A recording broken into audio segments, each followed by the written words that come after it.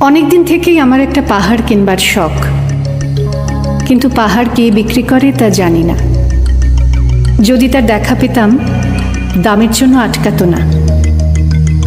আমার নিজস্ব একটা নদী আছে, সেটা দিয়ে দিতাম পাহাড়টার বদলে। কে না জানে পাহাড়ের চেয়ে নদীর দামই বেশি। পাহাড় স্থাণু, নদী বহমান। তবু আমি নদীর বদলে পাহাড়টাই কিনতাম, কারণ আমি ঠকতে চাই। নদীটাও অবশ্য কিনেছিলাম একটা দ্বীপের বদলে। ছেলেবেলায় আমার বেশ ছোটখাটো ছিমছাম একটা দ্বীপ ছিল, সেখানে অসংখ্য প্রজাপতি। শৈশবে দ্বীপটি ছিল বড় প্রিয়। আমার যৌবনে দ্বীপটি আমার কাছে মাপে ছোট লাগলো। প্রবহমান ছিপছিপে তন্নি নদীটি বেশ পছন্দ হলো আমার।